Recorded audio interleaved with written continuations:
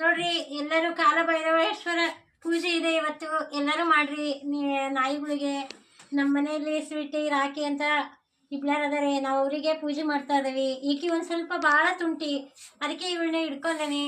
ಎಲ್ಲರೂ ಕಾಲಭೈರವ ಬೇಡ್ಕೊಳ್ರಿ, ನಿಮ್ಮ ಮನೆ ಕಷ್ಟ ಸುಖ ಎಲ್ಲ ಸಮೃದ್ಧಿ ಆಗುತ್ತೆ.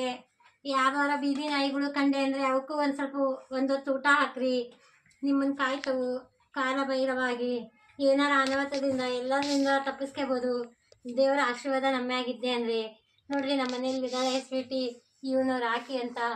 ಇವನಿಗೆ 9 ವರ್ಷ ತುಂಬಿ 10 ವರ್ಷ ನಡೀತಾ ಇದೆ. ಇವಳಿಗೆ 2 ವರ್ಷ ಇವಾಗ. ನೋಡ್ರಿ ಎಷ್ಟು ಮುದ್ದಾಗಿದವು. ಈ ಪ್ರಾಣಿಗಳು ನೋಡಿದ್ರೆ ಯಾರಿಗೇ ಆಗಲಿ ಮರಗುತ್ತೆ ಜೀವ. ಅದೇ ಒಂದು ತನ್ನ ಹಾಕ್ರಿ ಎಲ್ಲ ಬೀದಿ ನಾಯಿಗಳಿಗೆ.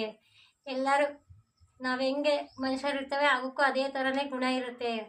ನೋಡ್ರಿ ಎಲ್ಲರೂ ಲೈಕ್ ಮಾಡಿರಿ, ನಮ್ಮ ಚಾನಲ್ಗೆ ಸಬ್ಸ್ಕ್ರೈಬ್ ಆಗಿರಿ, ನಾಗಮ್ಮ ಯೂಟ್ಯೂಬ್ ಚಾನಲ್ಗೆ.